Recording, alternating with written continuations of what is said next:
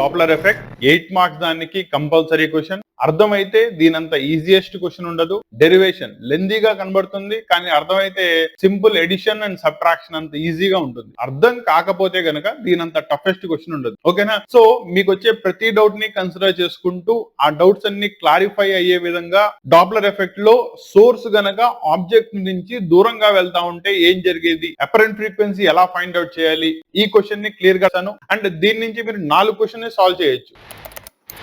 So నేనేం చెప్పాను, object that is ఎవరైతే లిజనర్ విన్నాడో అతను స్టేషనరీగా ఉన్నాడు, సోర్స్ మూవ్ అవుతుంది. మళ్ళీ సోర్స్ 2 సిచ్యువేషన్లు మూవ్ అవడానికి, దట్ ఈస్ అబ్జర్వర్ నుంచి దూరంగా వెళ్ళొచ్చు లేదా అబ్జర్వర్ కి దగ్గరగా రావచ్చు. దీనిలో రెండో సిచ్యువేషన్, అబ్జర్వర్ మూవ్ అవుతున్నాడు, సోర్స్ స్టేషనరీగా ఉంది. మళ్ళీ దీనిలో 2 సిచ్యువేషన్స్, సోర్స్ నుంచి దూరంగా వెళ్తే ఏమైంది, సోర్స్ కి దగ్గరగా వస్తే ఏమైంది. ఒక్క క్వశ్చన్ నేర్చుకుంటే దీనిలో 4 కాన్సెప్ట్లు మీకు క్లియర్ అయిపోతాయి. స్టిల్ డౌట్ వస్తే గనక డెరివేషన్ లో గానీ లేదా ఎక్స్ప్రెషన్ పార్ట్ లో గానీ ఎటువంటి మొహమాటం లేకుండా కామెంట్ లో తెలియజేయండి. మీ ప్రతి డౌట్ కి ఆన్సర్ ఇస్తాను. క్లియరా? నౌ బేసికల్లీ డెఫినేషన్ దగ్గరికి వెళ్దాం.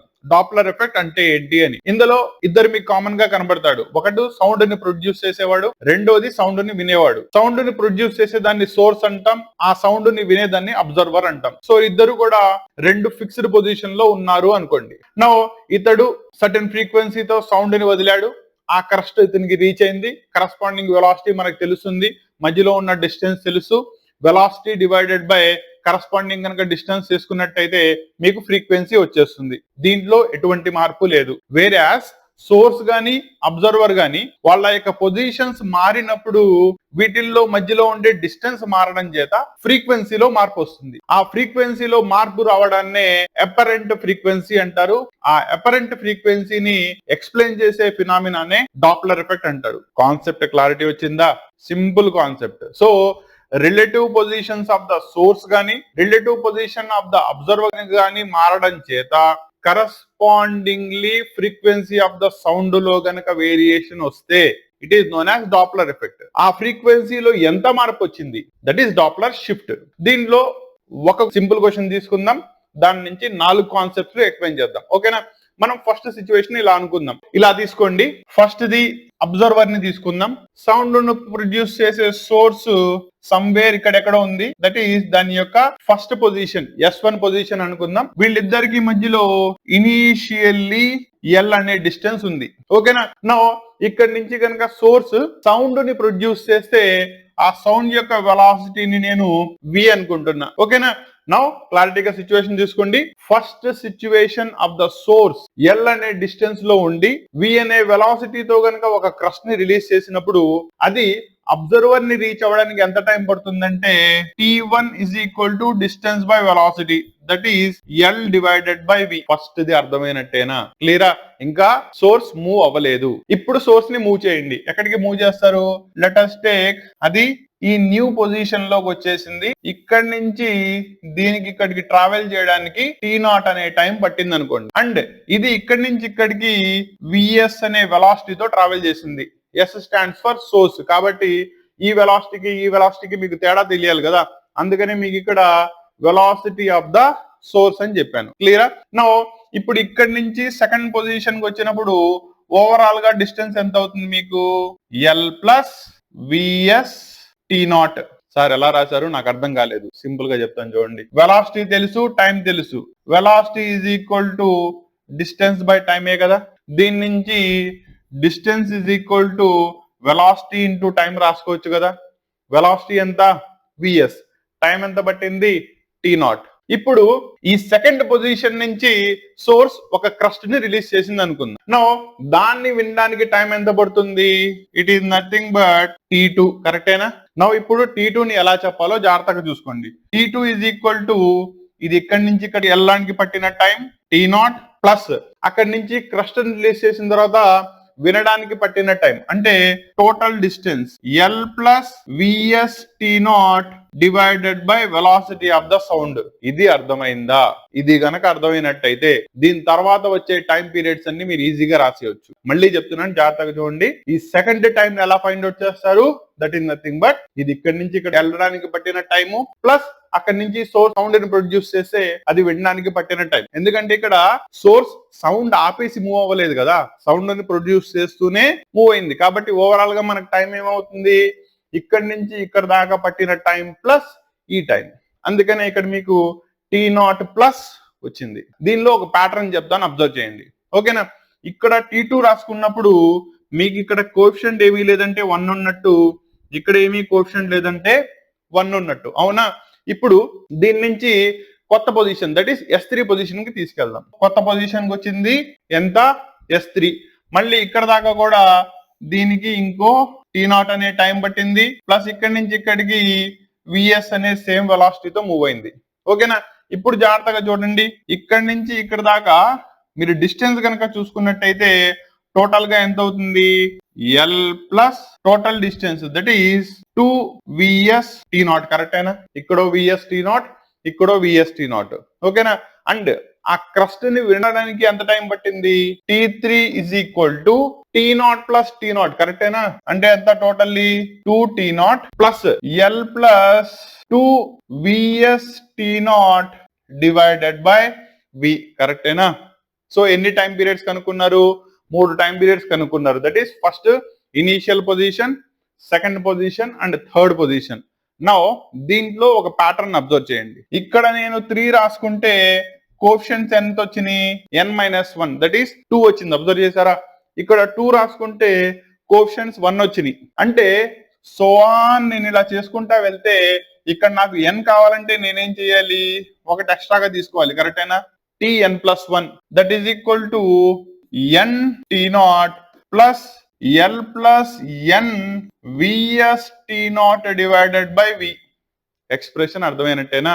అంటే for n number of crest that is totally మీరు T1 దగ్గర నుంచి స్టార్ట్ చేశారు కాబట్టి N+1 దాకా కనుక్కున్నారు. స్టూడెంట్ కి డౌట్ వచ్చింది, సార్ మీరు n తో ఆపేయొచ్చు కదా, ఎందుకు N+1 కనుక్కున్నారు? బికాస్ నాకు ఇచ్చిన ప్యాటర్న్ ని బేస్ చేసుకొని. ఓకేనా? ఇక్కడ 2 ఉంటే ఇక్కడ 1 వచ్చింది, 3 తీసుకుంటే 2 వచ్చింది. అలాగే ఇక్కడ నేను N+1 తీసుకుంటే కదా n వచ్చేది. మరి n ని ఎలా కనుక్కుంటారు? That is given by Tn is equal to Tn+1 లో నుంచి T1 గారిని తీసేస్తే వచ్చేస్తుందిగా. కాన్సెప్ట్ క్లారిటీ వచ్చిందా? అంటే మీరు ఏం చేస్తున్నారు? ఇప్పుడు దీంట్లో నుంచి ఫస్ట్ దాన్ని తీసేస్తున్నారు. ఇది ఎలా రాసుకోవాలో చూసుకోండి. NT0 ప్లస్ దీన్ని విడగొట్టి రాస్తున్నా L by V that is denominator ని 2 టర్మ్స్ కి డిస్ట్రిబ్యూట్ చేసి plus N VS T0 by V minus T1 that is L by V. So that మీకు క్యాన్సిలేషన్ ఈజీ అవుతుంది. కాబట్టి ఈ L by V, ఈ L by V క్యాన్సిలేషన్ అయిపోయింది. అదే నేను కలిపి రాసేసి మీకు క్యాన్సిలేషన్ అర్థం కాకపోవచ్చు. అవునా? ఇప్పుడు క్లారిటీ వచ్చిందా? నెక్స్ట్ జాగ్రత్తగా చూసుకోండి. నౌ ఇది n నెంబర్ ఆఫ్ క్రస్టల్ కి పట్టిన టైం. మరి టైం పీరియడ్ అంటే ఏంటి? ఒక క్రస్ట్ ని పంపించినప్పుడు దాని యొక్క టైం ఎంత అయితే పడుతుందో దాని యొక్క టైం పీరియడ్ అంటారు. కరెక్టేనా? That is time period is given by total n number of crustal కి పట్టిన టైం డివైడెడ్ బై n చేసుకుంటే వచ్చేస్తుందిగా.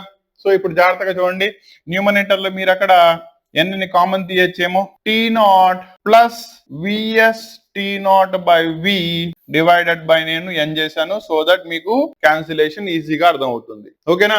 కాబట్టి for one crest the amount of time taken by the sound wave is T0 plus VS T0 by V. అవునా? Now దీనిలో నేను T0 ని కనుక common తీసినట్టయితే T is equal to T0 1 plus VS by V. కరెక్టేనా? మన ultimate purpose ఏంటి? Time period ని కనుక్కోవడం కాదు, ఫ్రీక్వెన్సీని కనుక్కోవడం. అవునా? నో ఫ్రీక్వెన్సీకి ఫార్ములా ఏంటి? రెసిప్రోకల్ ఆఫ్ టైం పీరియడేగా. కాబట్టి నేను frequency is equal to just వచ్చిన టైం పీరియడ్ ని బై రెసిప్రోకల్ రాసుకుంటే సరిపోతుందిగా. క్లారిటీ వచ్చిందా? అందుకనే నేను టైం పీరియడ్ ని డైరెక్ట్లీ ఫైండ్ అవుట్ చేసి దాని నుంచి ఫ్రీక్వెన్సీ తెచ్చుకుంటున్నా. కాన్సెప్ట్ క్లియరా? నౌ జాగ్రత్తగా చూసుకోండి.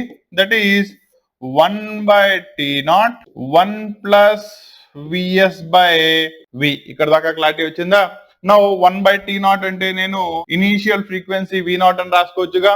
And 1 plus VS divided by V numerator లోకి వచ్చేసింది కాబట్టి హోల్ పవర్ -1. ఇది ఒక ఎక్స్ప్రెషన్ గుర్తుపెట్టుకోండి. ఆబ్జెక్టివ్ ఎగ్జామ్స్ లో ఐఐటి మెయిన్స్ లో గానీ లేదా ఎంసెట్ లో గానీ ఈ ఎక్స్ప్రెషన్ మీద ఆబ్జెక్టివ్ లో బిట్స్ అడుగుతున్నాడు. క్లియరా? నౌ మన ఓవరాల్ గా మన పర్పస్ వచ్చేటప్పటికల్లా ఫ్రీక్వెన్సీలో మార్పు కనుక్కోవడం కాబట్టి దానిలో ఎంత చేంజ్ వస్తుందో చూద్దాం. Therefore frequency is equal to, అది బైనామియల్ ఎక్స్పాన్షన్ లో ఉంది, 2 టర్మ్స్ ఉన్నాయి కాబట్టి బైనామియల్ ఎక్స్పాన్షన్ ని కనుక వదిలినట్టయితే v0 into 1 minus vs by v plus vs by v whole square minus vs by v whole cube plus and so on వస్తుంది. కరెక్టేనా?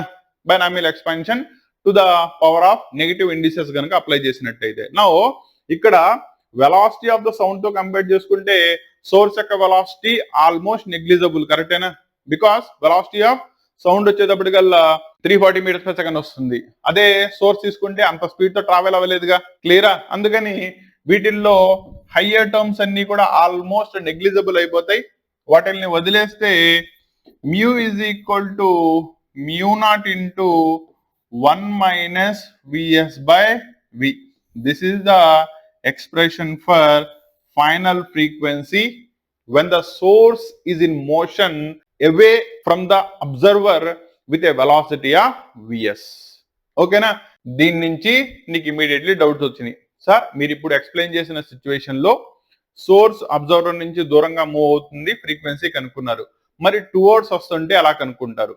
దీని నుంచే చెప్తాను చూడండి. దట్ ఈస్ నథింగ్ బట్ దీని నుంచే టువర్డ్స్ రాసినప్పుడు v is equal to v0 into 1 plus vs by v. Simple concept, just sign ని మార్చండి వచ్చేస్తుంది. ఎందుకు? దగ్గరికి వస్తుంది కాబట్టి. ఓకేనా? అంటే దూరంగా వెళ్తా ఉంటే మైనస్ అంటే క్వాంటిటీ తగ్గుతూ ఉంటుంది కాబట్టి ఫ్రీక్వెన్సీ ఆఫ్ ద సౌండ్ తగ్గుతుంది. వేరాస్ టువర్డ్స్ ద అబ్జర్వర్ కనుక వస్తున్నట్టయితే సౌండ్ పెరుగుతుంది. That is frequency of the sound పెరుగుతుంది కాబట్టి దీనిలో మనం ప్లస్ వస్తుంది అని చెప్పొచ్చు. Doppler effect అర్థమైనట్టేనా?